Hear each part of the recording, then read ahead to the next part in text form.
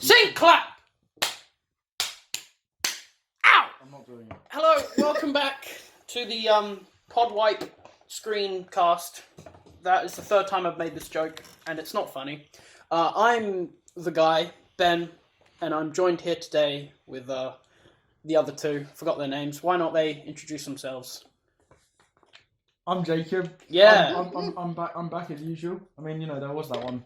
That one time. Episode that was the here. The But that'd least be the viewed only episode. I was ever not here. Actually, episode 5 is the least viewed now. Is it? Yeah. Oh. It hasn't been out for as long, but... Well, to be fair, we're going down in quality, aren't we? Yeah, I mean, it all started down. I predicted it in episode 3. I said, when this podcast dies... No, but episode 4 did really well. Oh, yeah, it did. It's because I came back. Yeah. It was kind of like the reunion tour. Yeah. When a band has a reunion...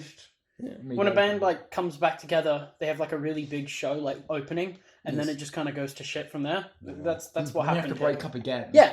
So we'll kick you off next time. Yeah, next time you're going, and then we'll replace you with someone. I record and edit it. You can't do this It's without my me. brainchild. Yeah, this is and I'm the comedic eye candy, so you can't get Eye rid of me. candy. I'm That's the point. I'm Harry, and I'm ill today, so I sound more nasally than normal. Yeah. So there's that. How are you guys? Mediocre at best. Yeah, Well, I'm a kind of a 6 out of 10. You know me. Okay. What's better than 5? I mean, it is. Yeah, It's better than Speaking 5. of 5 out of no. Speaking of 5 out of 10s, Cloverfield. no, King of Thieves. Ever seen that? Ooh. I saw that recently. It's What's not that? very good. Oh, wait. It's No. it's just a bunch of old men talking shit to Was one that another. Michael Charlie Caine? Cox? Yeah, it's weird. It's Charlie Mike- Cox, isn't it? I like him. Charlie Yeah. Cox. He's Yeah. good in The Fear of Everything and as Daredevil. I mean, most prominently. Is he in The Fear of Everything? Yeah, he is. He's I haven't the seen that person in ages. Stephen Hawking's wife. Oh, a theory. I thought you said Fear of He's Everything. Mr. of everything. Mr. Steel Yuga. Mr. Steal Your... Hey, hey. He's Did you see the Daredevil season 3 announcement? Yes. I didn't see the trailer, but I will watch it. I do like Daredevil season 1. Season 2 started good.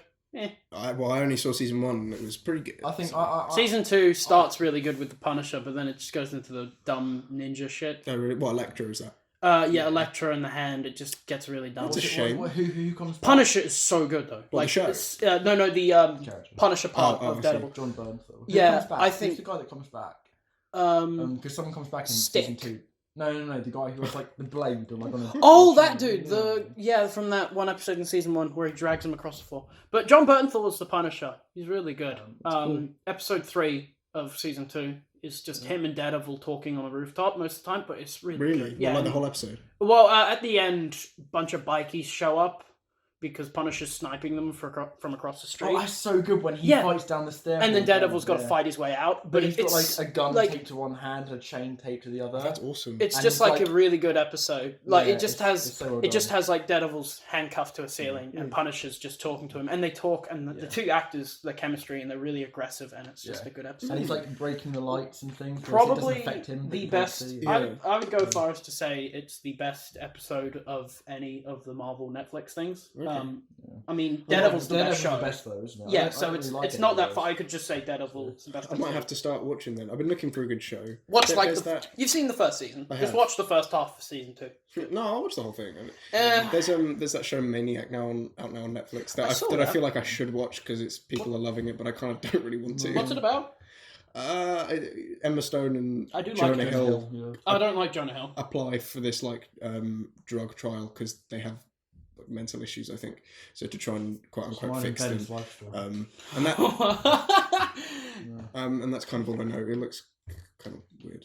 Yeah, I've never been. I'm not into TV unless it's like Game of Thrones. I just haven't watched a lot of TV. I stopped watching the Marvel Netflix. I watched the first episode of Defenders, and I was just I couldn't get through the first 10 minutes of Iron Fist. I was going to say, did you watch Iron Fist? But Defenders, I didn't hate the first episode. I just didn't bother watching the other ones. I watched all of Jessica Jones and Luke Cage season 1. Haven't gone to season 2. It's just kind of Daredevil is the only reason I'm coming back because I think Daredevil on its own is a good show. Yeah, I think I Charlie thought Cox the does a really good job. I was quite invested in Matt Murdock from the first season. I do like I Daredevil watched as a the first character. season of Daredevil and then went on to Jessica Jones. Didn't enjoy that. so kind of just didn't really. I still don't understand Continue. why you don't like Jessica Jones, to be honest. No, I don't like it very much either. Really? I thought you would have loved I it. thought it was think really terribly I think she's written. a bit of a dull character, to be Yeah, honest. I found it so. I did like annoying. David Come Tennant, though. back, There, Jessica. there are so many stupid, like this guy that has like a Jason Bourne pill that as soon as he puts it in his mouth, he becomes like a suit. It's just Oh yeah, incredibly stupid. I did like was invested. I did like Just- David just Tennant didn't though. No, I didn't. That's That's because of my pure Kilgrave. fanboyism. Kilgrave was one of my biggest complaints about the show. I had no idea how I was supposed to feel about him. I don't know if I was supposed to be scared of him. I don't know if I was supposed to sympathise with him in the end. And you can do that He's kind of. a You can do that kind of conflicted villain well, Kylo Ren. But it didn't really. It was so. every role Dane DeHaan's ever played. It was so like. I just wanted to bring up Dane DeHaan. It was trying to cover every box of a villain, and I just. Again, I just wasn't sure how I was supposed to feel about him. I don't think he had great dialogue either, to be honest. No. Come back, Jessica. Oh well, to it, mine is just because like Come I back, love Thanos. David Tennant as an Kilgrave actor. is going to turn up in Avengers 4 and beat Thanos. Yeah, You come back, wait. Thanos. Which Just part- say which- come back, Korg, and then Korg will kill him. That's our predictions for Avengers You 4. heard it here first, spoiler alert. Yeah, spoiler alert. We got leaked. I am Kevin Feige.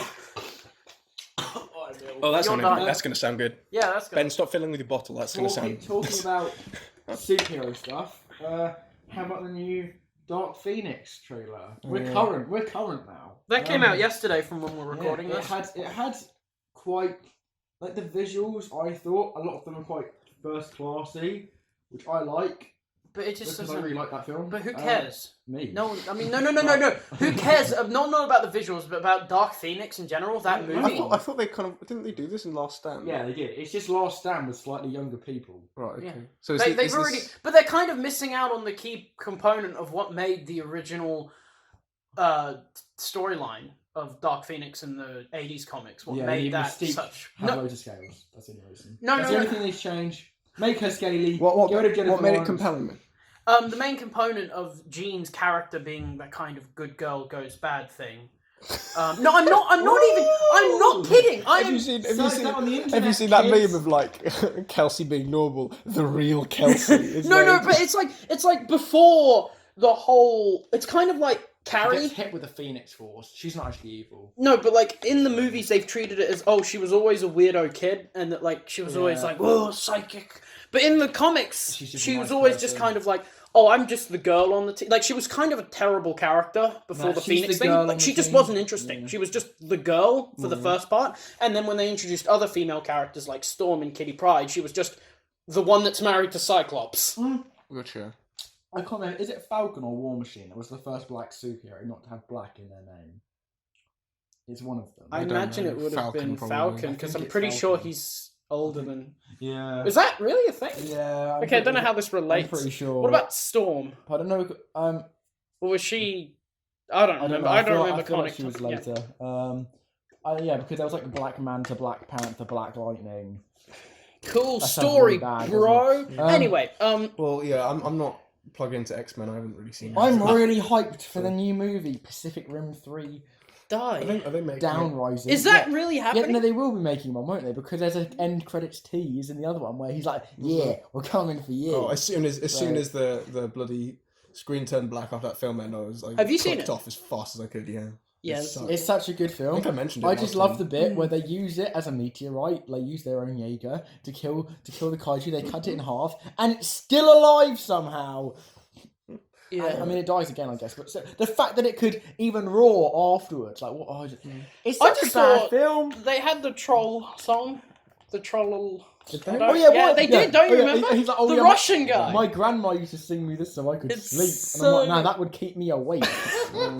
That gives me nightmares. Should we move on to our actual topic? Well, Yeah. I was about to make a segue with that, but go you on just then. kind of I just- cock blocked me. I'd rip that segue in 3. Yeah, you did. Go on then, not Well, You we're do talking your about thing. Uprising, were we not? Yeah. What do you think of the first Pacific Rim film? Oh, is that because it's directed by Guillermo del Toro? Yes, I was going to make yeah. a connection to our first thing, Shape of Water. Good movie. Well, I haven't Water. seen it. Say it properly. Shape of Water is currently entering my throat. Back in Australia, Okay, that's weird because they can't see that you're drinking water. So it's, Yeah. For all they know, I could be... he's just ingesting a disc. yeah, I could just be swallowing a copy of the You Shape heard of it Water here on first. Blu-ray. Britain's Got Talent #1 contestant.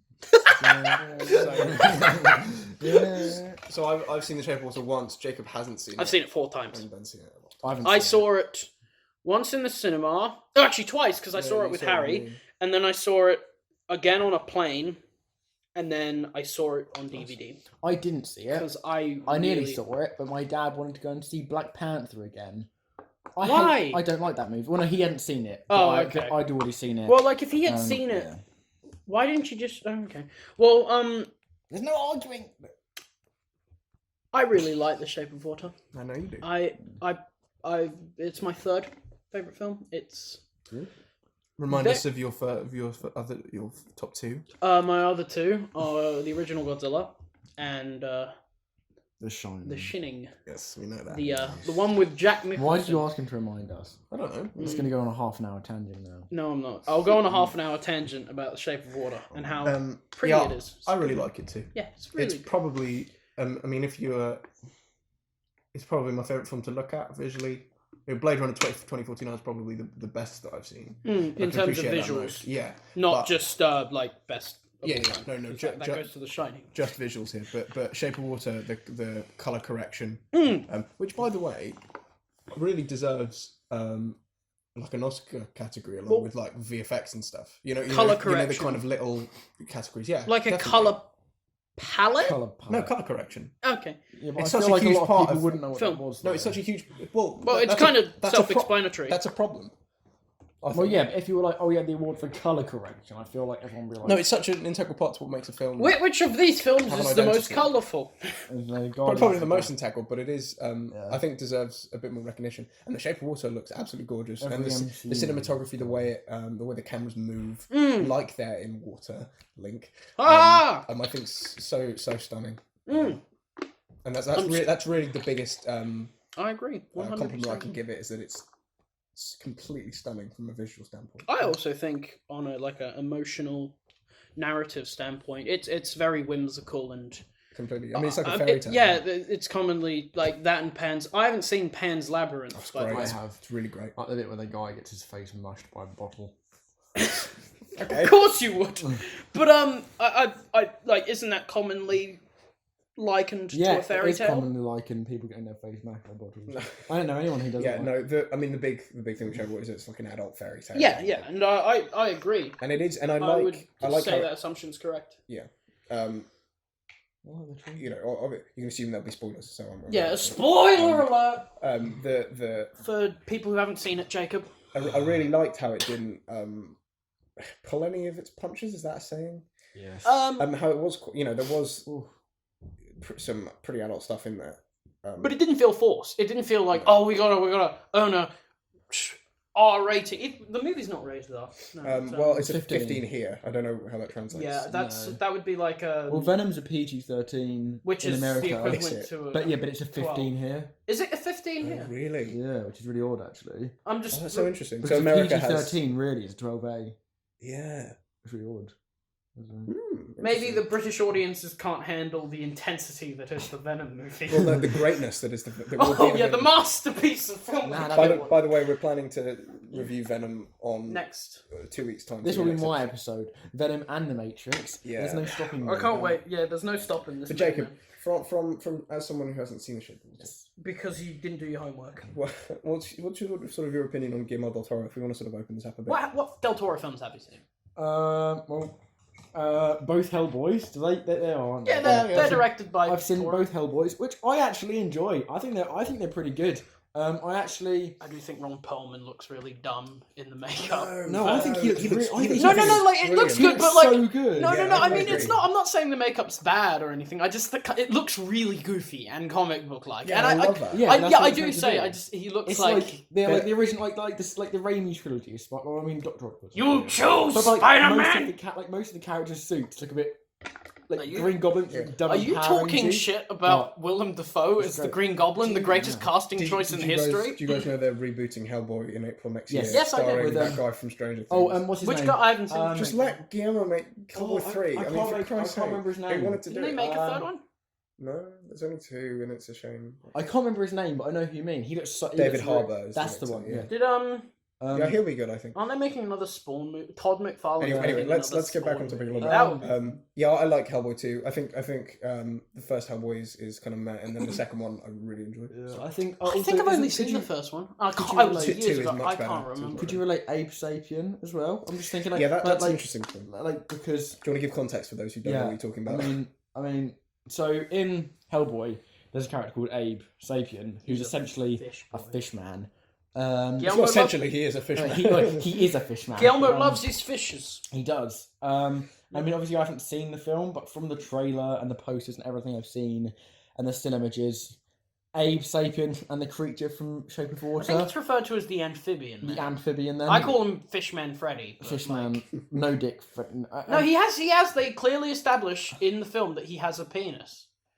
Okay, they do. Well, I'm not even kidding. There is a whole scene dedicated to showing how his penis works. Well, let's move on. It's the best scene in the film. Wouldn't you agree? Yeah. I think they look quite similar. They do, definitely. Does Abe have a penis? Yes, I think so. No, I don't know. He fancies. You know how for the descriptions for the episodes I put like questions. Does Abe have a penis? This is going to be one of them. I think he fancies the princess girl. In Hellboy 2. I spilt water. So I imagine it's in different shapes. So I imagine he does have a PP. Maybe he has 3. I don't know. I feel like he would. You think he has 3? Yeah, he can like sense things, can't he? So you're saying that he uses one of his penis for sexual reproduction and the other 2 to all sense? 3. He can just reach every hole at the same time. Oh, right. God. In Hellboy, he likes to eat eggs as well, and that's the same thing in Shape of Water. Is it? Sally Hawkins Does he eat eggs in Hellboy? I don't remember this. Yeah. I don't know. Yeah, that was a big thing. They showed that in the trailer, like a hand coming out of the water, taking. And everyone was like, "Oh my god, is this a Hellboy prequel or something?" Which in Hellboy does he eat eggs? I don't remember that. Yeah, I think so. Right? It's more so. I'm sure he does. Because Hellboy's based on a comic. Yeah. So you can't. Mike Magnolia. It would have been that Guillermo was just like, "Hey, I really like this fish dude from Hellboy. Let's just kind of not rip him off per se." Well, what's quite cool about The Shape of Water is that I guess it kind of could be I mean, it doesn't establish that, and it doesn't have to be or anything. But I guess if you were trying to place it in the law, I guess really it would work. nerdy headcanon internet people could look at it and be like, "Oh, it's his son or father or something." And maybe the child of Sally Hawkins and Fishman Frederick. And that would make sense though, because Abe Sapien is more human. He can speak and he has emotions. give birth to the Abe. You heard it here first. That's a new conspiracy. Other films I've seen, Pacific Rim. Yeah. I mean, I've seen both, but the second one isn't by him. Oh God! Have you seen Pan's Labyrinth? Yes, I have. Do you like it? Pretty weird. I love weird. It's good. I don't like it as much as the other 3 Guillermo films I've seen. I'm trying to think if I've seen any more. I almost want like if you have, but you couldn't kind of pick them out.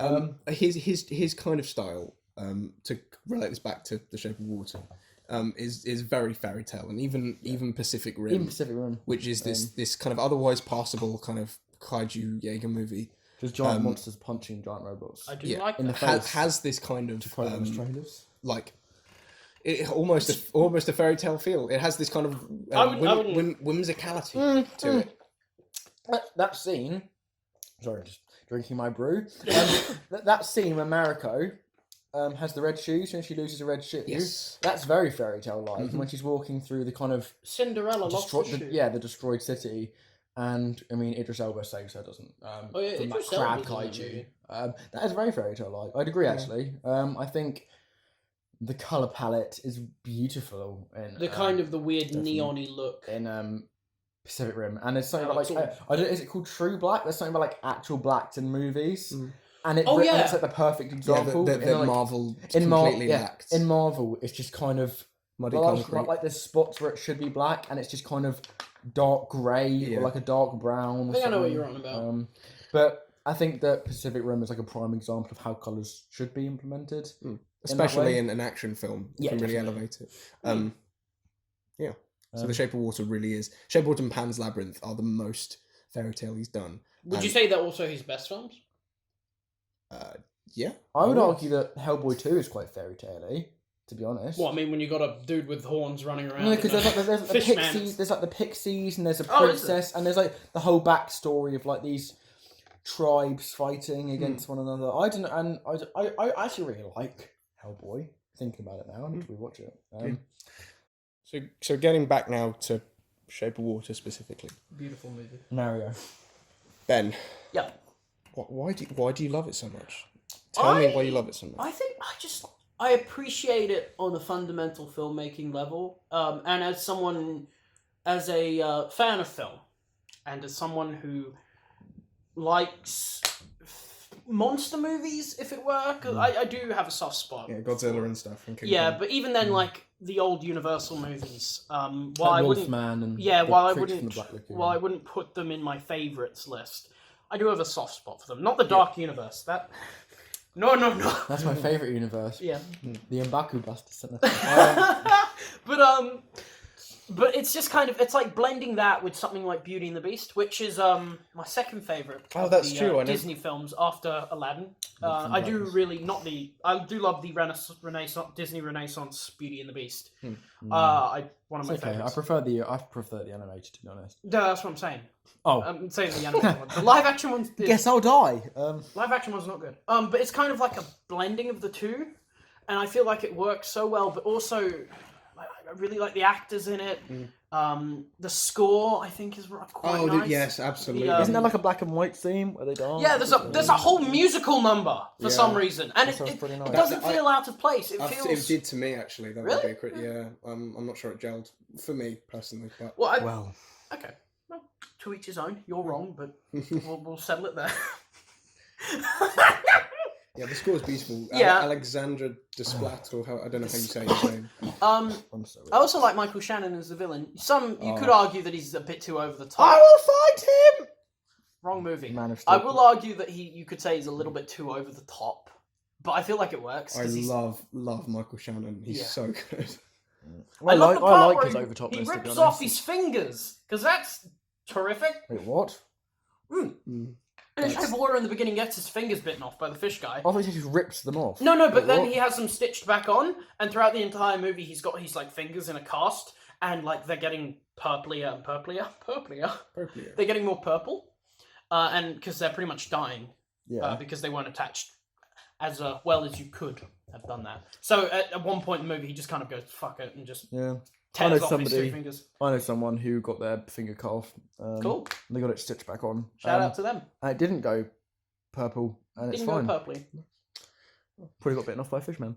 I think The Shape of Water is Del Toro's second best film. After Pence. I really want to call Del Toro one of my favorite directors. I think but only when you consider style, because usually someone's favorite director is I love every single one of their movies, and I do think Del Toro's movie do vary in quality, but the way he directs and the kind of sense of wonder he puts into, like, even Pacific Rim, right?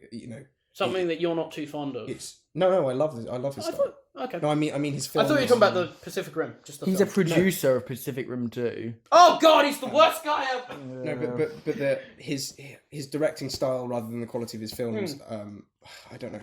It's unique. So it is. I would call him an auteur. Again, even going back to episode 1. I would too. And even in Pacific Rim, like I was saying, there's such a sense of wonder, and it's so palpable, and you feel that, you watch Pacific Rim and you'd be like, oh, this feels like Guillermo del Toro, and it's this action movie. I think it's incredible. I really need to watch Pan's Labyrinth because you really do. No, let's watch it. I'd like to see it again. Yeah, it's super good. Because I've been told it's weird, and I love weird. It's less. Yeah, it is weird. It's really dark and kind of sad. Do you mean like depressing dark, or like dark as in I can't see anything? Both. Both. I would argue. Depressing, I was talking about, but it's moments a where dark film, though.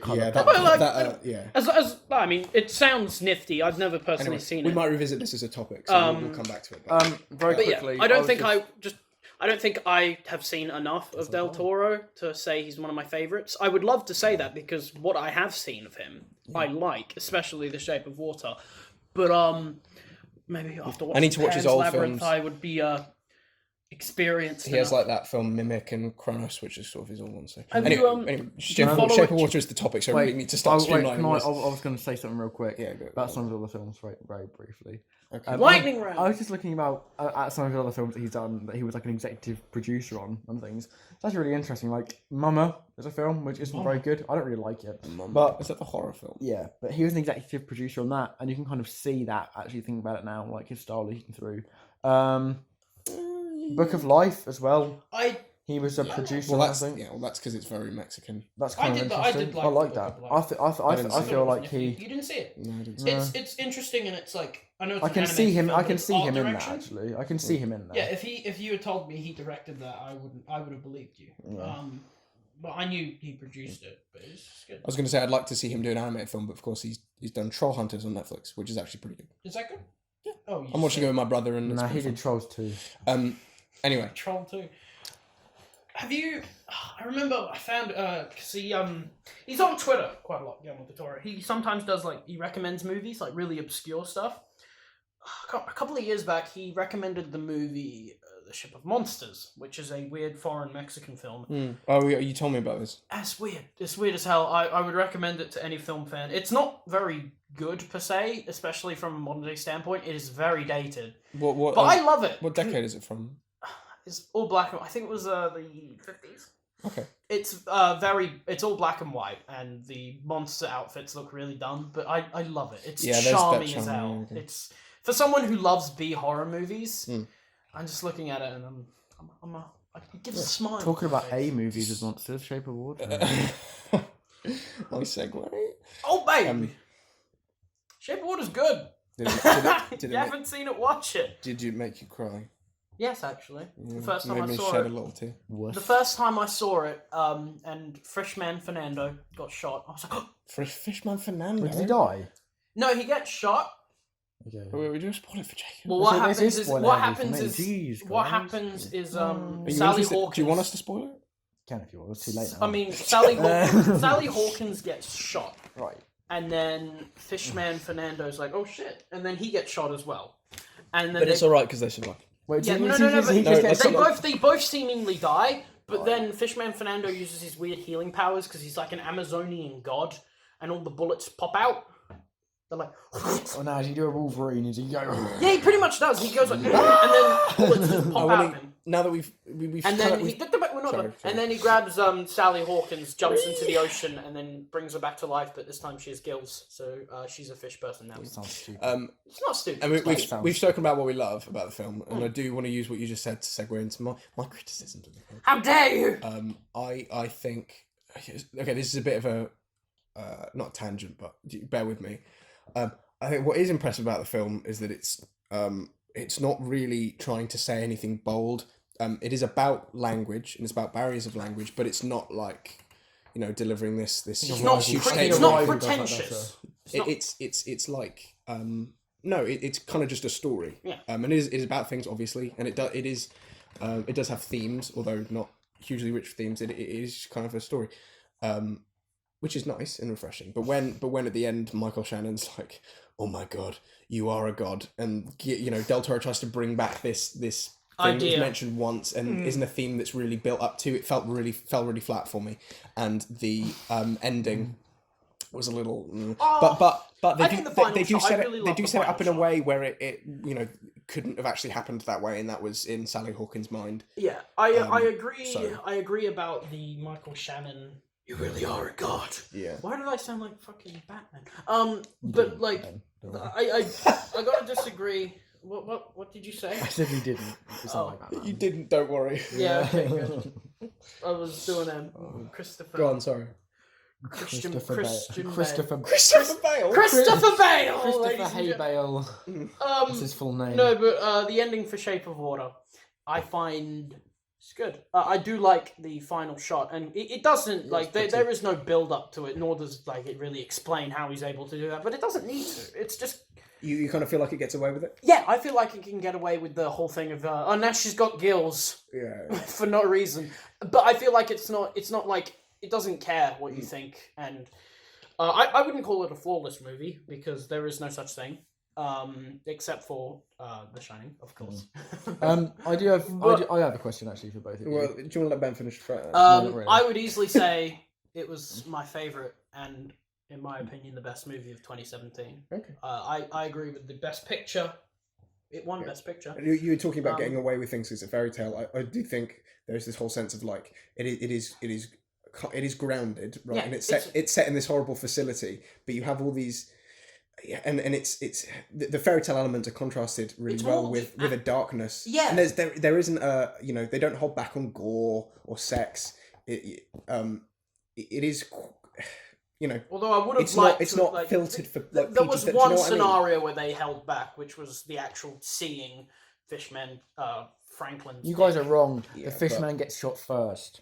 Okay. Did you just watch the scene on YouTube? I'm doing it now. Okay. Well, yeah, I do agree what you mean. It doesn't really hold back despite the fairy tale appearance. No, I think that's really commendable. I think it really works. Well, that's kind of why it's earned the reputation as an adult fairy tale, because it has this fairy tale atmosphere. It is quite dark in places. Yeah, like, the dude rips his fingers off. No, I mean not in terms of. I mean thematically. Yeah. Like, it can be kind of. Can I ask my question? You absolutely can. Dad. What was that? He just dabbed. Okay, this is the last episode. What am I of the doing? podcast. This is my job. Like we're getting inside paid me. for this. Right. Do you two think it deserved all of its awards? Yes. Or do you think? Or do you think that the award should have been a bit more widespread? And this is always a thing for me. Like the Oscars always piss me off because one thing usually just wins a whole ton of shit. Well, The Shape of Water. I've got things to say, but and you had a knee-jerk reaction, Ben, so you go. The Shape of Water won Best Director, Best Film. Like it won. It won 12 or 13 awards or something. No, it won 4. It won Best Set Design. Sorry, I mean it was nominated. It won Best Set Design and Score, I think. Or was that no? Because Coco won the individual like music thing. Yeah, Best Original Song. Yeah, and then Boss Baby won Best Animated Movie. No, we didn't. Boss Baby is an amazing film. I love how the Best Animated. This is a sort of a tangent, but the Best Animated Film at the Oscars is just the Pixar award now. And maybe that one indie film that was Loving Vincent.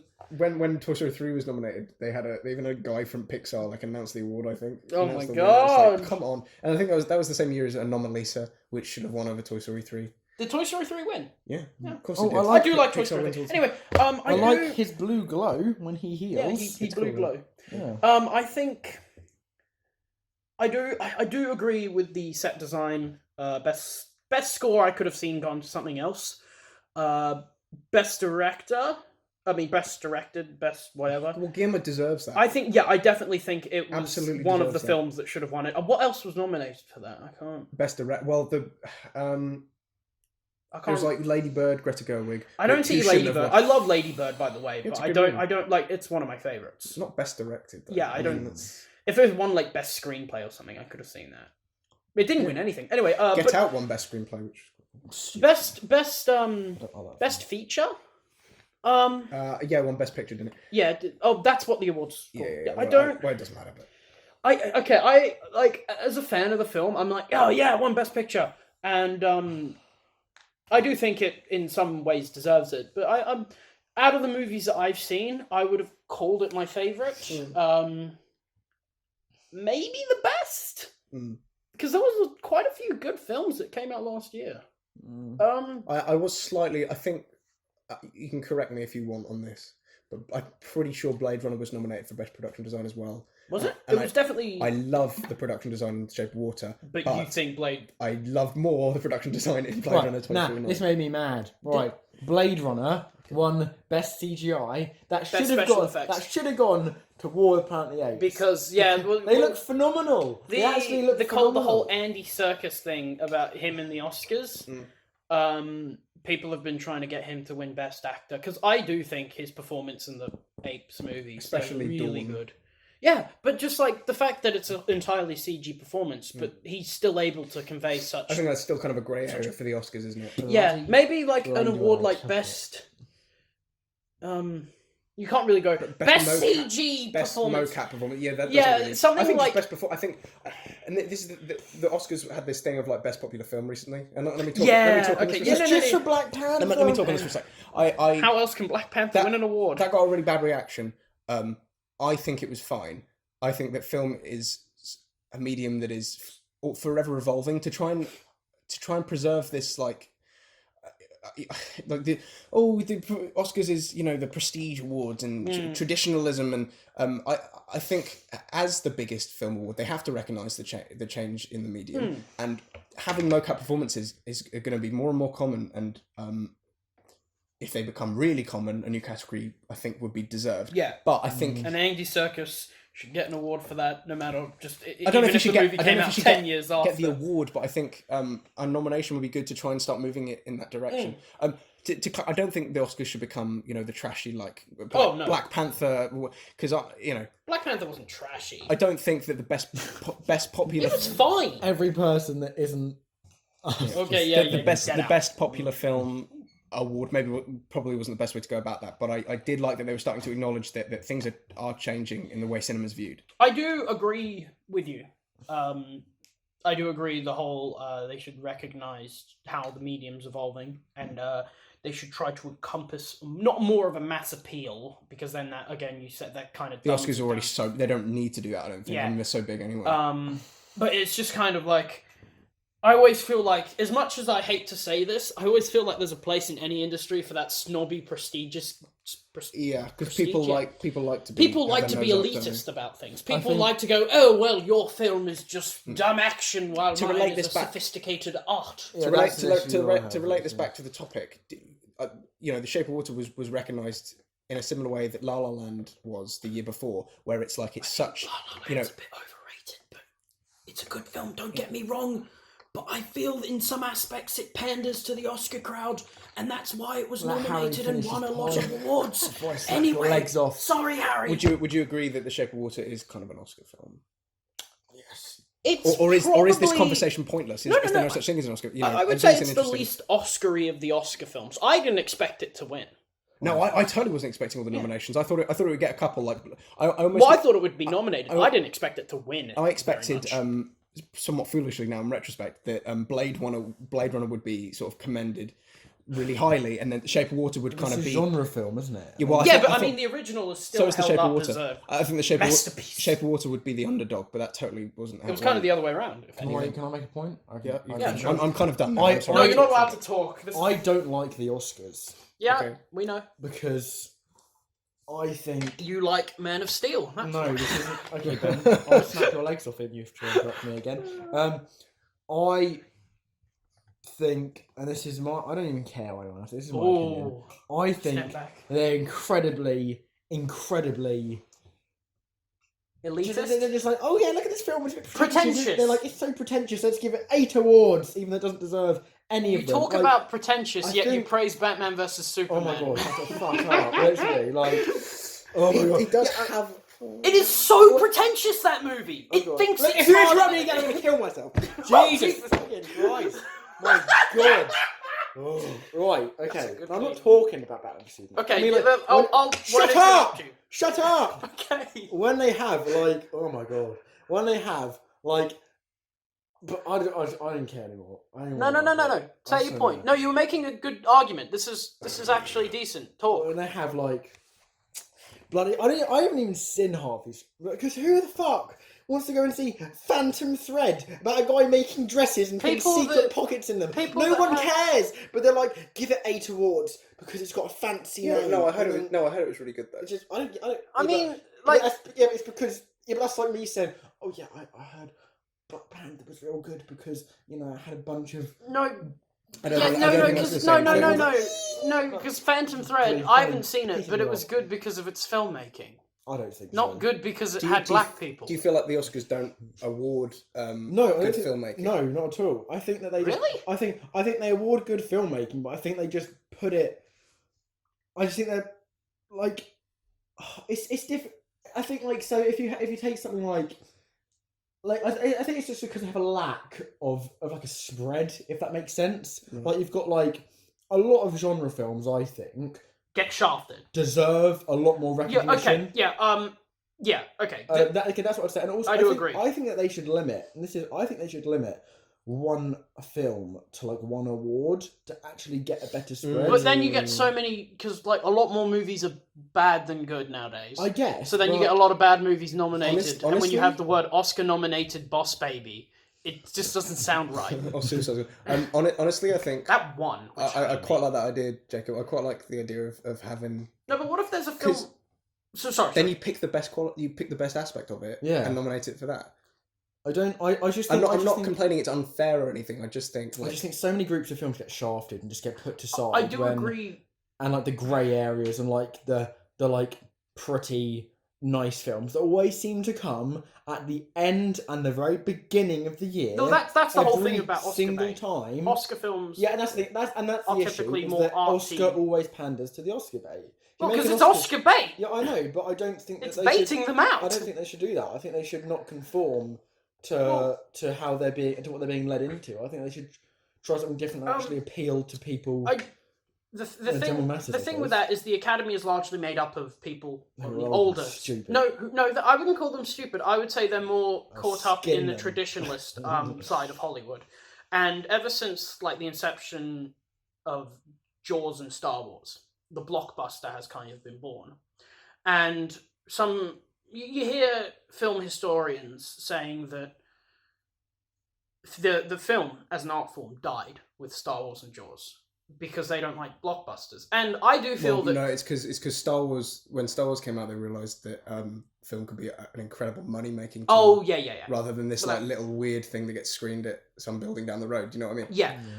Alton Palace Cinema, go there now. Bingo club underneath. No, but the thing with it is that the kind of the... Sorry, no, I had a really good point, but I kind of lost track of Talk over everyone else, and then when you're talking, you can't get your point. No, you talk, I'll try getting caught up. Well, I was just going to say, about Jacob saying limiting one film to one award.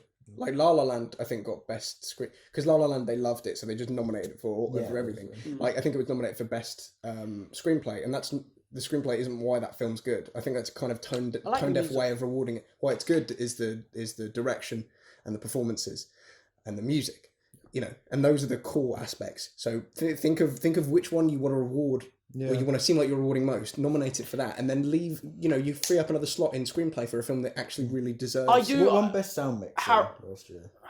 Dunkirk. Yeah, see, ridiculous. I thought the sound mixing was terrible in that film. That was the worst part. It was silenced and occasionally. Yeah, I did like. I can't hear what anyone's saying in that movie. I know you two don't like Dunkirk very much. I think it's alright. I think it's pretty good. Dunkirk bros. No, but the thing. Oh my god, we've talked for ages. The thing. Okay, last point about the Oscars. I agree with Harry, kind of like giving movies, not giving La La Land best screenplay because it didn't deserve it, but nominating it for awards actually deserved. Recognising what makes a film even good instead of just saying this film's good, nominate it for everything. However, I feel like limiting it to one award per movie. Really, just then two. I just think 11 is so like yeah. 11's a bit excessive, but but then what happens if you have like two really great performances? Like these two actors work so well, so you do best actor and best actress, or best actor and best supporting actor. Yeah, I think that can definitely be an exception. I think because like La La Land. Actually, maybe not La La Land. Three Billboards, is driven by these performances. I think Sam Rockwell and Frances McDormand were both deserving of their nomination. So in cases like that, and Woody Harrelson, I do like me some Woody, even though he died. Yeah, but he was still great in it. For the short time he was there, he was still. Where did Woody Harrelson die? Three Billboards. I don't want to. It's pretty good.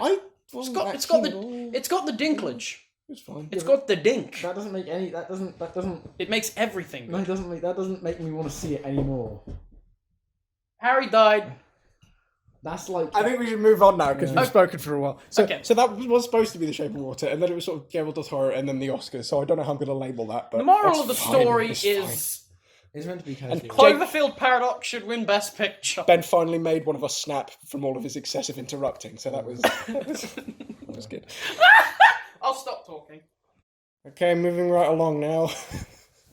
I know I said I'd stop talking, but fuck you. Okay. To Cloverfield. What? which is the greatest trilogy of all time. It's almost as good as the amazing Spider-Man trilogy that doesn't exist. What? Okay. It dwarfs It doesn't exist because the there's Lord only of the two Rings movies. trilogy. Right, Yeah. Ben, do you want to talk through who's seen what? I've seen all three. Harry's seen all three. That's true. Jacob's only seen the first one because he doesn't do homework. No, that's because why would Why would I do homework, man? It's fair enough. None of them are good. I would argue like- the second one is almost good. I would say at base level, yeah. It's I got a lot to say about 10 Cloverfield Lane. Ooh. I say a lot. Why don't we start at the very beginning? Let's just go through this chronologically. Cloverfield. Jacob, you talk. I'll talk about the And Ben, don't talk over him. Never. I'm ready to snap. He might break your skull. Talk! We're all So, talk. thoughts on the first one? The first one, I'm not really a fan of, to be honest. I think it's really overrated. Sorry, I think it's really overrated. I think a lot of people are like, oh yeah, I like it. I think a really good example sort of a found footage film would be something like Chronicle. That's really good. Was that found footage? Yeah. I like Chronicle. The Actually. best Dane to hand performance by far. the only good The one. only good one. I mean, I Your like. eyebrows, baby. I think that. I mean, it's not a bad film. Don't get me wrong. I just don't. It didn't really invest me very much.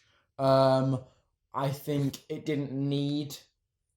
It's like I think it's trying to be so mysterious as well. Like it was keeping the creature hidden. You know, and then suddenly Abrams and his revealing it. mystery box. It is bizarre that Cloverfield's a movie they've chosen to now, Leave the franchise. It's Yeah. such a weird it's bizarre, decision. yeah. Like Yeah, I didn't like the little creatures they had. the little baby ones. I don't think they were Baby. needed. I think that you could have had some Just the good giant character moments and them actually thinking about what is going on rather than have another piece of action. I think when 10 Cloverfield Lane that surprise trailer was like sprung on us. I think the first Cloverfield was sort of just becoming this cult. real sort of cult favorite, and this hidden gem from 10 years ago that a lot of people really love as this kind of just little film, and then and now it's apparently the people are expecting another Cloverfield in December. Oh, I'm gonna have to watch Yes. that one. No, you won't. I'm not bothering. No. But yeah, 2 Cloverfield movies in 1 year. Yeah, it's really easy for JJ Abrams. I mean, they're really just other movies, but Abrams just gets his little We're legs, moving away flat from hands, we're moving away from the first Cloverfield now, but just briefly, so in case you don't know, Cloverfield's from 2007. It's a found footage like kaiju film. monster horror film. And then JJ Abrams. I like the creature design. I think Yeah, I think the creature design's terrible. As a fan of the kaiju genre, I think it's quite cool. It's quite I different. know he's supposed to be I like an it. allegory of 9/11, but like, I just find him such a bland and uninteresting kaiju. Okay. He's just like, I think I'm it's quite cool. I'm mainly looking at this from like a view of like, do the creature's personalities shine through their roars? And like, It doesn't really have a personality though. It's kind of yeah, no, that's the stomps problem. around It- and dies. I see the Mutos from the 2014 Godzilla to be more interesting than the Cloverfield monster. Yeah, but they had like cool clicks and stuff, and they're like. Yeah, exactly. Why didn't he get cool clicks? Because he was literally just there. Also, I don't like found footage very much. I don't... No, neither do I actually. He was just there to And wreck also, stuff. TJ Miller's in the movie, and I don't like TJ. He was just there to wreck stuff, Mm. and for them to run away from the situation. I guess that's like every film though. It's just like Godzilla. It's just, I mean, No, because Godzilla films like he's like a metaphor, isn't he, for like nuclear? no, he's a metaphor about 9/11. Well, No, Godzilla is a metaphor. Oh no, yeah, Godzilla's Well- about Hiroshima and Nagasaki, but in the first well, Godzilla film, in the original Godzilla, it's very explicit that that's what it's Yeah, about. In it's like- Cloverfield, it's sort of ostensibly it might be a metaphor for 9/11. It doesn't Yeah, really. but it could be metaphor for anything. Well, exactly. I don't know. I mean, for That all could we be a know, metaphor it for- couldn't. For all we know, it couldn't just like it doesn't have to be a metaphor for anything. It could just be I think look at it's this just- giant monster. and I'm sure that's how it was intended, and then they were like, "Oh no, it's." Make it Oh, no, 9/11. look, he's got these little parasites. Basically, then JJ Abrams, Got his little of- sticky fingers of on it. Bad Robot, bought the rights to Cloverfield, and then sort of started to, The Cloverfield cinematic universe. yeah, and then made sort of 10 Cloverfield Lane, and then Paradox. We'll get to those in a minute, but specifically about the first one, I find it pretty boring. The first Yeah. one. Amazingly, Yeah. it's really dull for a film that really tries to keep you. Invested. Yeah, it's like, oh, look at this cool stuff. Honestly, my favorite part of that film was like the first 20 minutes, where I it's just agree. these people walking around this Just being apartment, and I was like, Shitty just being party. people, yeah. And the found footage complemented that well. And then when it's like, I think a found footage horror film like this could work. I Blair haven't Witch seen it yet. Project. I have it. What's that? Is that Spanish film Rec? Like record. REC. Yeah, REC. What about the, is very, very good. What I about haven't seen that, the but- Skype call movie? Well, Unfriended, yeah. Unfriended. Yeah, What's I wasn't huge on Cloverfield. It's just kind of a bit. It's like a 5 really out of 10. don't like it. I feel like it's a bad kaiju film. It's boring, it's uninteresting, and it's got TJ Miller in it. So yeah, it's not good. 4 out of 10. Jacob, does it make you want to watch the other ones? No. The other ones are nothing like it though. That's the thing. These movies are nothing alike. Yeah. And even if it was, They're such a weird series. if the rest, sorry, if the others were like this one, it still wouldn't make me want to watch them. Because you didn't like it. No, because I don't like it. Do you know what? I think I would enjoy, and this is going to sound, I know it kind of takes away the point of the film, but I would enjoy it if it wasn't found footage a lot more, to be honest. Yeah. I get where you're coming You from. actually see. But then, to be honest, just make another Godzilla instead or something, that's actually interesting. I get this idea of Get them, a kaiju who actually looks good. I get this idea of them always hiding from the monster, and you never quite see it because they're trying to run away. The kind of the And, ambiguity of it. Yeah, you only but really see it I when feel it's like that bombed. kind of took away from a sense of dread in the film that I felt like they were trying to go for, where it's like, well, I'm You don't really know what it why, is. yeah, I don't know what's happening. Like, I mean, Well, like, yeah, it or kind you of builds know- it up when you see like the Statue of Liberty head like fly through the city. Yeah. But the only time you really see it when it gets bombed by the stealth bomber, yeah, which drops. he like, picks up the guy with the camera, doesn't he? Does it? Oh yeah, it TJ does. TJ Miller, I think, isn't it? Yeah, no, but earlier on they do they do like a I can't remember like the type of explosion, but like a stealth bomber flies over and it like bombs it, Black Hawk or hits whatever a they're called. building. Like carpet bombs. That's the carpet bomb. Yeah. Seen Shin Godzilla? Much better kaiju movie. Watch Yeah. Shin I want Godzilla to watch that instead. He actually. shoots I've gamma got- rays out his tail as well, doesn't Yeah, he? he does. Not gamma rays, they're just plasma. Sorry, guys. Maybe we should do a Godzilla as a topic at some point. Yes, please. No, we won't then. Okay. Oh. Much later on though, because that's quite a lot of movies to That's watch. 30, 10 30, Cloverfield Lane. 32 if I'm not mistaken. 32 Godzilla films. 10. So then after the And I've first seen them all. Cloverfield, JJ Abrams found this little film that was The Shelter. That was I think it had a working title of Valencia. I thought it was called The Shelter. But no, it was going to be called The Cellar. The was Cellar. The title, I think, and then JJ Abrams came to it when it was in post production, or maybe it was filming or something. It was already ongoing, and was like Really? gave him and stuck that Cloverfield bit on the end, and was like, oh yeah, this will work. And then they never really so they've never really addressed the continuity of Cloverfield. It's kind of just what's the word, like Black Mirror. It's just Like a Twilight Zone kind of. like it doesn't have. It's, standalone. What's the Episodic. I can't remember. No, the name. yeah, neither can I. This is gonna help. Oh, it's right there. Yeah. It's not chronological. Isn't it? No, it's It'll come back to us.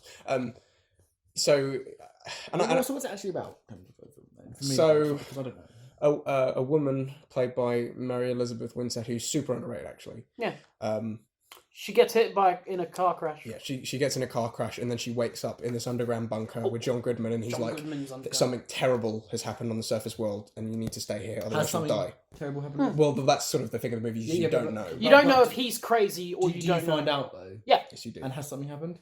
Yes. Spoilers me, I don't care. It's the Cloverfield monsters. Yeah. Oh shit! And there's a So, weird so gas presumably thing. they shot a different ending and then shot. Oh, so it does relate. Yeah, actually, is those monsters. You don't Kind of- see it's the not kaiju, really. but you see the little. Well, she comes out and there's like a little clover monster that like picks her up, and then she throws like a Molotov cocktail. No, that's the spaceship that picks her up. what. It's like she gets abducted. She's in a car, and then a spaceship starts pulling her up in a tractor beam. So how and then does- she makes a Molotov cocktail and throws it into the spaceship, and the spaceship explodes. So how? No, I'm pretty sure that was a monster. I think she throws it in its mouth. Doesn't it? So how? No, the monster. You watched It's it a yesterday, spaceship. so- It's floating. I watched it last night. How does Paradox relate then to this? Can we stay on Lane for a second, because this gets really muddled. Sorry, yeah. Yeah. Yeah, so Lane's like, it doesn't really disclose whether or not it's part of The same the universe. same continuity. Because it wasn't made for that. No. And what was also funny, that I wanted to throw in, is that, when they drive away right at the end of Cloverfield Lane, she drives past a gas station. That's apparently the same gas station from Super 8, Like the same one they which is a filmed. JJ Abrams film. So obviously he's very getting, good. he's I getting his really hands like that. dirty with the cinematic universe. thing, JJ cinematic. Well, I really like then that in film. I haven't seen Cloverfield it, Paradox, actually. you see the Millennium Falcon just fly right past, and Kylo Ren's there. I'll lend it. So yeah, 10 Cloverfield Lane, the general consensus is that it's pretty good until the Cloverfield stuff. But the Cloverfield stuff is just so forced, and it makes no sense. And I wasn't a huge fan of 10 Cloverfield Lane. Really? Any of it. You're incorrect. I found... Just kidding. I found this... It's trying to go for this claustrophobic look. The cinematography, for me, didn't complement that at all. I never got the sense of feeling trapped through the visuals. I thought the music... No one talks about this, but I thought the music was horrible. I thought it was really overused, especially in the first half. Yeah. There was just so much. It was like, this is how you should feel in this scene, and there was no room for any kind of sense of ambiguity. Yeah, I agree with you on that. Maybe not the cinematography thing, because I wrote something about, like, it does give a sense of entrapment. That I felt that, to each his own. But I really think the performances kind of sold the good parts. Yeah, everyone's quite good. Like, John Goodman especially John Goodman is really good. is pretty good. And but I didn't really like how his plot line wasn't really resolved, and it wasn't left ambiguous in a way that left me think, oh, that's really well done. It was just kind of like, oh well. No, I'm just looking at it purely not from the writing, but from Okay, the actor performing. I felt like he was really good, and I kind of just want to see him do that whole psychotic weirdo living underground thing in a good movie. It's been a little while since I watched it, and I did watch it around GCSE season, so I am willing to accept that maybe I wasn't in the best place when I watched it, but. Because of all that. Ooh. You know, that was my experience with it, and I don't really have a desire to watch it again. I just thought it was... I watched it last night as a recording, and I wanted to like it, but I couldn't... Like, it was all the Is this 10 Cloverfield Lane? Yeah, it was... I really wanted to like it, because the stuff that I did like, I liked. Like, John Goodman. I don't know, I'm going to keep going on, but I like John Goodman. I think he's a great actor. Except for in Kong Skull Island. Where I thought he was... He's just there for exposition. Well, that's a guilty pleasure. And as soon as they don't need him for anything, they just kill him off. That's a guilty pleasure film. I love that when they do that. Like, Suicide Squad, they have, like, Slipknot because they need another character. Slipknot is the best character in cinema history. Shut up. They need a character to die, so they just have this, like, stupid guy that just kills him. He can climb anything. No, but Kong Skull Island's a guilty pleasure of mine, and I feel like even when John Goodman's given not very good scripts, he can still make something at least passable with it. So yeah, the Paradox. So this is where the continuity gets messed up. Because they try to explain. Explain to me what happens here. An outside surgery. I don't know. I'll try. So how is the monster related to this one? Okay. It isn't really. So basically, they're on a the plot of Cloverfield. The Earth is running out of energy, and you follow this or something. It doesn't really disclose what. They're having an energy crisis, and the world's on the brink of war. Yeah, something like that. Yeah. So the team of astronauts go up into space in this like particle accelerator to try and generate energy or something, and then they turn on the particle accelerator, and then for some reason it just teleports them to another dimension. They put them in an alternate universe. And then the plot of the movie is that they think, right, well, to get back, we have to turn it back on and do the same thing the exact same thing. So the plot of the movie is them, I think, isn't it? It's they're trying to make it work. Yeah. But then they also find another woman, and but it's weird because how does this relate to the monster? Okay, no. We'll get to that. It does this like weird kind of Freaky Friday shit where like you're in the ship, and since it's jumped between dimensions, weird stuff's happening. Like a woman teleports in the walls. It tries to be like a Darren Aronofsky film. Yeah. That's where weird stuff's happening, but it just comes off so laughable. The Irish guy's arm gets like sucked into the wall. Yeah. And then it like do you know what? comes out, it's crawling. You know Chris O'Dowd from IT Crowd? He's in it. Oh yeah. He's the comic relief. He's fine. Is that for me? That's more. And then the Russian guy gets worms in him in a scene that's not trying to be alien at all. And we were talking about production design. I think Cloverfield Paradox has such awful everything looks so bad. Yeah. So then they get to the end of the film and they turn the thing back on. So the reason why the particle accelerator didn't work in the first place is because they hadn't turned on the coolant in the machine. These are trained scientists who have been handpicked from the world of different countries to go up into space and make this work. They're the best of the best. And they forgot to turn on the cooling system. Okay. What? It is so bad. So they teleport back to Earth and the Cloverfield monsters turned up.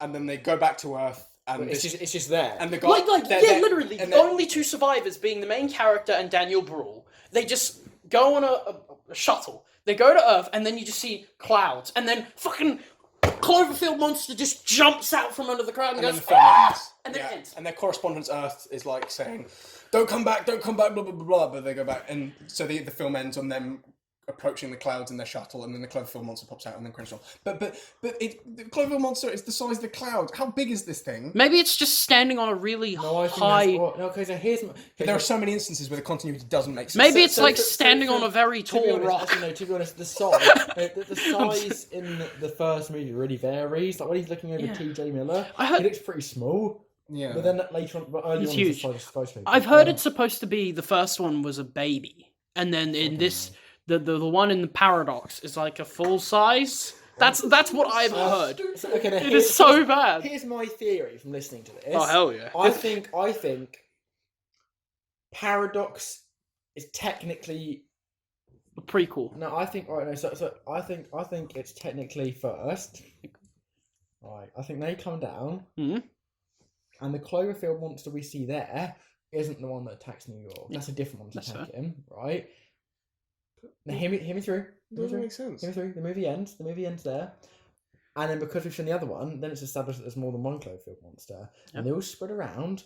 And then that's where 10 Cloverfield Lane comes in. And that's where the world destroys. And then the boss baby arrives. And snaps up the reality stone. And Ben, you watched this yesterday, so it's more fresh in your mind. Do they try and say that the Cloverfield monster is there because of the particle accelerator that? Well, that's the weird thing because there's two plots. There's actually a subplot in this movie, funnily enough. Daniel Bruhl's pee-pee.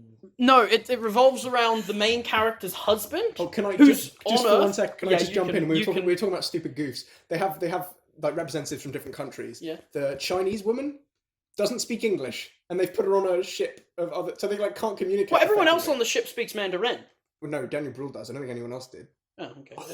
Anyway, Well, sorry. Daniel Bruhl and her, the characters are dating, aren't they? I have no idea. Sorry. Well, sorry, 'cause- Ben. You go for it. You go for it. Okay, so there's a subplot on Earth revolving around the main character's husband. Oh my god, I forgot about that. Yeah, it's so forced, and it doesn't complement the subplot in space at all. It's like something's happening on Earth. I'm presuming it's like I think he describes it as like some kind of natural disaster. yeah, isn't I'm he? presuming it was like the Cloverfield New York attack. Well, you see, right toward the There end you of the go. film. I'm right. Yeah, no. Yeah. Toward the end of the film, when he's talking on the phone, like "Don't come back," you see the shadow of a big monster in the background, and then he's like, "Oh, okay," and then you're like, "Okay, it's like a monster, the Cloverfield monster." But it's stupid. It's like this weird space movie. It's this weird sci-fi thing. But why would you mix it with Cloverfield? I have to like 10 Cloverfield Lane was a film that they came and altered. This was as well. Yeah. So this was a movie being made for Netflix called The God Particle, and I guess because JJ Abrams saw it and was like, well, no one's going to see this movie. Hey kid, you want to make some money in Hollywood? Because You want to make it big in the initially movies? it was Cloverfield, the God Particle, wasn't it? Oh no, I think it was just called The God Particle. And then it was Cloverfield, God Particle. Oh, I see. And then it was Cloverfield Paradox. Also, why is it called the Cloverfield Paradox? There's not it's a a paradox, man. but there isn't. One of my favorite lines in the film is the Irish guy saying, "What are you talking about, Arm?" I love Chris O'Dowd. He's so bad in that. but he's not He's great. In awful. That. I mean, a lot to defend him. Every actor's terrible. They Yeah, use and I it, think but they're really good actors. they obviously weren't very well directed, and the script, dialogue-wise, It's is terrible. just garbage. I mean, it sucks in every instance. Not Suicide Squad bad, but it's getting Actually, there. I think the black guy on the spaceship, I forget his name, Daniel Oloweo or something like that. Yeah, I think he was actually did all right with what he was given. Daniel. I found him to be very forgettable. Like, the whole movie was forgettable. I mean, I wouldn't call it forgettable. I'd call it laughable. Unforgettable. I just watched him and was like, oh, Remember how the battery it was made in me the laugh rushing? quite a bit. The bit about them forgetting to turn on the cooling, honestly, Remember killed that? me. It was so funny. Remember when the Russian guy had the battery in his stomach, No. and he was Yeah. that just Just look at all this weird. Oh, it's happening, but the film's lit like it's a porno.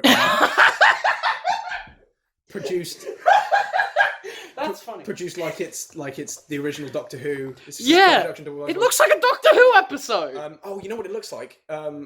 You know, like those sci-fi original movies. It looks like one of those, doesn't it? It is made for Netflix. Still not the worst thing that came out of made for Netflix, because Bright exists. I didn't see that. I didn't. Don't watch it. actually. It's terrible. It's made by David Ayer. Yeah, but End of Watch is great. Yeah, but Suicide Squad exists. So next topic. Yeah, I think that's we've kind of expanded everything. okay. Final thoughts on Cloverfield sucks. Cloverfield. The continuity's all muddled. None of them are actually that good. I mean, some people do like the first one, and some people like Lane. Lane but, is I'm not that almost good. That's how I would say. Yeah, I guess that's La- a fair Lane has the skeleton of a good movie, if not a great movie, but it's all the Abrams stuff and some other It's the stuff that just skeleton gets of in a- the way. Great movie with an obese outline. Just keep keep JJ Abrams getting his sticky lens flare hands all over your movies. Yeah, and I'm sure there's going to be another one, probably again straight to Netflix, because that seems to be the release model. Like that seems to be the sort of popular model now for.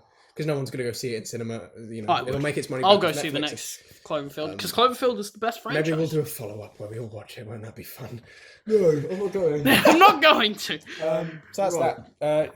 So next topic. Our final topic. Yeah. Something that's not terrible. No, this is different actually because this is not a film. We're going to talk about the new Spider-Man game. Or rather, we teased. I am. We teased this in the first episode, if you remember. We talked. Oh, that's true. Oh, because you said you're going to pick it up. See, and Yeah. you said, and I did. that person in the comments said our subplots I know. don't get Hey. anywhere. How do you feel now? I'm the only person who picked it up because you got it bought for your birthday. Oh, that's true. I Actually, actually. And I don't own a And I would've PS4 gone out because and I'm a bought it if it Nintendo wasn't normie. personal birthday. Actually, normie, what? I'm a Nintendo so- elitist. Ken doesn't have a PS4, so I haven't played it. I'm going to harass these two to let me play it. I've had it for like a couple weeks now, and I've only played about 5 hours. You've had it for less than a week. Have I? Because your birthday was like a week ago. Oh my God. Happy birthday to Harry. No, everyone my sense of everyone in the time is- comments say happy birthday to Harry. It was just over Approaching a week, 2 weeks. Yeah, just over a week like ago. a week and a half. Okay. Anyway, It's like a week and 2 I haven't days. played that much. Jacob's had it for like 2 days, and he's like played like 20 hours. so Well, we thought we'd talk about it because you've been conservative with it. Okay. You've been I moderating your like to do play those sessions. games. I have Jacob, on the other hand, I bought it on Tuesday. we're recording. It's Friday morning Yes, today. Now Friday. we are recording on a Friday. We've just established that then. And I think I played like I played about 6 hours. I think. Really? Yeah. Okay. I'm just very good at the game. I'm just good at the game. I just pissed about in the city getting all the tokens. I haven't done any of the stories. I just, too busy playing, I've done some Splatoon. side missions, but the thing is, like, half the side missions are backpacks and like Pigeons. pictures. So you just kind of land and go. Yeah, That's yeah, 3 tokens. I've seen all the selfie memes on Twitter. No, People funny. people taking photos in front of Uncle Ben's grave. I don't use photo mode ever. That's Oh, I the thing. do. I quite enjoyed using it. If a game gives me a photo mode, I'll definitely use it. I think they're really cool. Mario Odyssey. Anyway, I'm going to talk about the game. Yeah. I What really, do you like about it? I love the game. I think it's probably currently. I think. I mean, I don't know if it's like my favorite game, but it's But you the one haven't- I've enjoyed the most so quickly. If that makes sense. You're having that honeymoon effect kind of Yeah. thing. I think again the swing is beautifully done. Oh, I'm not going to talk much about it because I think whatever I say it would have been said. But it's beautifully done. You feel like Spider. No, it is really. It well makes done. you feel really like Spider-Man. makes you feel like Spider-Man. There you go. Makes you feel Yeah, like Batman. having not done that much of the story, the only thing I can really comment on is the gameplay. And as we mentioned in episode 4, I think the gameplay is the most important part of the game.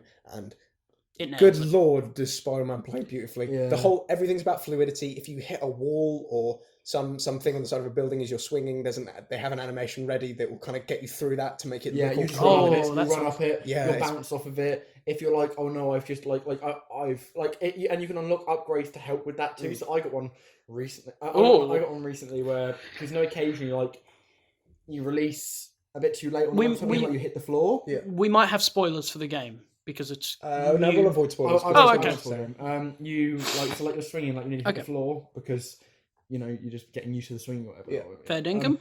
But like I got like this new skill where like if you press X immediately, you do a roll and just leap straight back up. Oh, yeah. And Nice. it's so beautifully done. Like I think, like you said, like anything that can go wrong doesn't. I suppose. Yeah, Or like no. and in the combat as well. I mean, Oh, the combat's I so think good. I think this is everyone's like it's like Arkham combat, and it's. I think I like it much more than Arkham Combat. It is to a point, but you don't counter. You just dodge things. Yeah. Which at first glance, That fits Spider-Man more. yeah, and at first glance you think that sounds like a disadvantage, but it's really not. Because you Because- space yourself. Because it gives you longer, I would say, to dodge than you would to counter, and you can dodge any attack with that button. Not like in Batman, where someone comes at you with a knife and you're basically dead. No, you got to do the dodge. The combat can be button mashy, but it I love gives you the- enough to work with. I love the air combat as well. And again, Yeah, that's really and this is the thing, like whatever skill you and like, here's one of my main compliments for the game is any skill you unlock actually fits into your gameplay, and it's not like, so I feel like in a lot of games, from my personal experience, like you unlock a skill and then you just don't use it, but you want to get that skill to get to a skill two more down the tree. Okay. Yeah. But like, so in the combat now, I've got on like, you stay in the air for so long, whatever, and you can just keep pulling people up and fighting. And it's just so well done. I think the use of his gadgetry is beautiful. Beautiful. You can incorporate your swinging into your combat as well. Yeah, it does have a stealth mode, kind of. Does it have an instant kill mode? That was a Spider-Man Homecoming joke. That would be a complaint for me, is that the stealth mode, while it's enjoyable, because I'm a pretty big fan of stealth games. You have to get so close behind them. Well, there's never a sense of escalation, which is what made Batman, like Arkham games so good, is that when you start to pick people off, people start noticing and they start getting more stressed. Yeah. And with this, it's like, oh, you pick someone off, and then no one even if they notice, they're just like, oh. yeah. Like I've had a couple of people go, oh no, he's grabbed him, and I've been like, oh shit, and then just nothing happens. And then like 2 seconds later, they're like. And that's it's also really easy. Like they're only ever in groups of 2 or something, and if you shoot a web over there, only one of them goes and looks, and then you can. That's the other thing as well. Was that and if you fail, like in Batman, everyone, like 8 people would be like, everyone like in this one, like if you fail, you start punching people, and then they don't shoot, they just run over. One person might try, and you just like. As much as I enjoy it, it is a little bit flawed, I think, the stealth system. In that way. What about the non-Spider-Man segments? Because I've heard I don't like them. I don't like them. Oh, I'm quite plugged into the story, actually. I haven't done much of it. But I am. I won't say anything about the story because I'm quite far through. I really love the story, but I do feel like it takes me out of it a little bit sometimes when I have to run.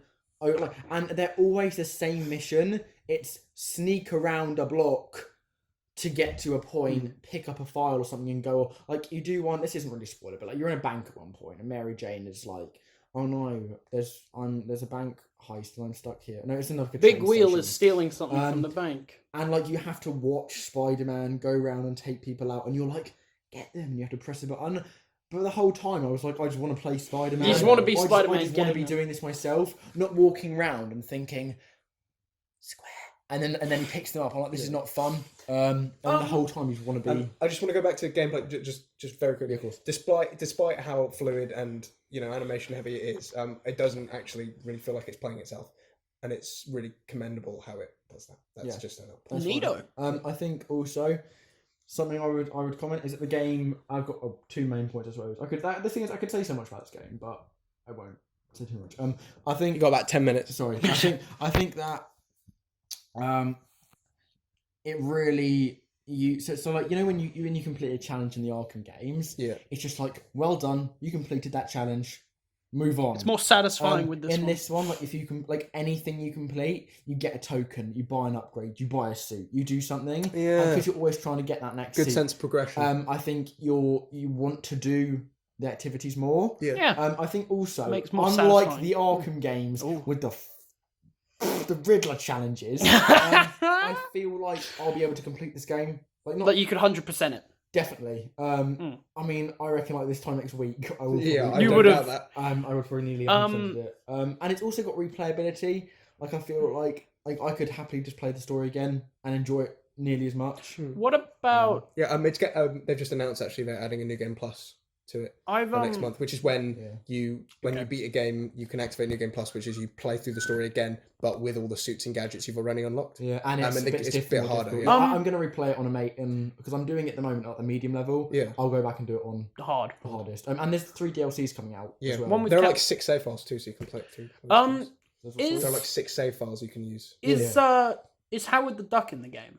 I was wondering when you were going to. Well, he could be disguised as one of the pigeons. I like to think that's how it is. I haven't done any of the pigeon missions yet. Yeah, I didn't even know they were in the game. I haven't got that far through the story. Sorry, pigeons. I mean, you were wondering when I was going to bring up Howard the Duck. I love the designs of the characters. I mean, I think they look really good. Actually, okay, I don't think it's a spoiler. I've seen some of the cutscenes. It's not a spoiler to say the Sinister Six from the game. Because well, no, that was like the big E3 thing was that thing. Also, there's more than 6 villains in anything Spider-Man related. They're going to call themselves the Sinister Six at some point. There is a group of 6 villains, the Sinister Six, and then there's like another 4 or 5 side villains. A lot of them are side missions, but especially Shocker, they made him actually look really, really cool. Yeah. I heard his boss fight is really good. It is. Oh, there's 2. You have to chase him down. Yeah, the I've chasing only one. done that. That's where I'm at actually. In the story. and then It's and Jason then there's Shocker. like a proper boss fight just after. Well, you punch him up. Spoilers. It's actually really good. I don't think the boss fights are very hard though. I just did one where you fight Mr. Negative on a train, and I like I think the I've set seen piece, gameplay. but really it's like dodge, slightly different dodge, attack, and it's just that over and over again. So nothing to the level of like Mr. Freeze in Arkham City. I mean, obviously, awesome. I haven't done that many boss battles in fairness yet in the game. What's been the hardest boss so far? Probably Kingpin at the beginning. Yeah. I'm not even lying. Like I would argue that like a lot. No, at Taskmaster is the hardest boss. Right. He dodges everything and he throws things at him, and then sometimes it hits him, and other times he's like, "Nah, I blocked it." And I'm like, "What works?" What's quite exciting about this is that I mean, it's the fastest selling PlayStation game of all I heard time about already. that. Really? Yeah. So that basically a sequel is absolutely guaranteed. There is no way that Sony won't green like that. So all these little kind of things are like, oh, this could be a bit better. I'm sure Insomniac will improve on, and hopefully we'll have another great Spider-Man 2 Insomniac game, really knocked like it the out one on of the the PS2, which is. I don't know what it'll be called. Marvel's Marvel Spider-Man 2 will be. Yeah. No, it'll be called The Amazing Spider-Man 2, the game. My favourite Spider-Man game. Anyway, I don't have anything else to say. What do you? about? What if they start doing the Marvel Don't make a cinematic game universe? games? Well, they reference the there's- Avengers quite a few times. well, Can you there's see the Avengers Tower? there's an event. Yeah, there's an Avengers game being made. I can't remember. I can't remember what studio. Square. Square's making that. Oh, really? I heard about that. I really want to know what's going on with there's, that. if you want to collect an extra backpack, there's a backpack on Avengers Tower. It's not an extra one, just a little Cheeky tip. just a little tip. Yeah, I mean, it would be interesting if this launched a sort of a Marvel game kind of. That'd be monopoly. interesting because they've already taken over the world of movies. They're trying to do that with TV. I think that When's games the are totally different. Games take More- so yeah, they take much way longer more to long. make. You know, Yeah, and you do have a fair point there. so I think maybe they'll. You know, if this is something they're interested in, they'll probably be a bit more conservative about it. Well, maybe the Iron Man, maybe the Avengers game developed by Square might make references to Spider-Man PS4, Yeah, it'd or be maybe if they'll do an Iron Man game. That, Again, hopefully they keep it conservative. Yeah, I'm It's just not like- saying. I'm not There's a saying. bit where like you fight Taskmaster. Well, Taskmaster. Like, I was fighting Taskmaster earlier, and he's like, "You think you can defeat me? I've taken on the Avengers." Yeah, stuff and I like was that. Oh, right. Ooh. I'm doing my face. Woo! Anyway, are we done? Yes. I think we're done. I'm hungry. Yep. Let's wrap up. I think we should end this with a good old sync clap. We need to sink it at the end. Yes, we do. Sync. Me and Harry are on one now. It's way better. This has kind of been pretty scattershot. That whole first segment, I don't know. We'll probably call it the Shape of Water, but it I touched on think a this lot. is the best Why don't we call episode it- so far. Do you think? No, I don't. I Actually, don't no, I do because I snapped. You tried to kill me. Yeah, I don't know. It was alright, wasn't it? All right. I do Follow feel very us well. on Twitter, Instagram, It's Snapchat, actually, follow Face thing, follow my private account. And Letterbox. vote on my polls. Yeah. Ben's pretty active on Letterboxd. You can read all his reviews and stuff. I Do that. am actually. What reason? Check the Harry description. Harry is not as active, but he reviews, and Jacob only has an account and has put like 4 movies on it. So 43, actually. 43. Oh, Oh, you've that's, got it. that's way more than I thought. I thought I'd reviewed like 15. Oh right. Rated. Well, no, rated, Rated, not. not reviewed. God, No. Jacob. I used the star button. Ben, do you want to give us a meme outro? No. No, you don't. Goodbye.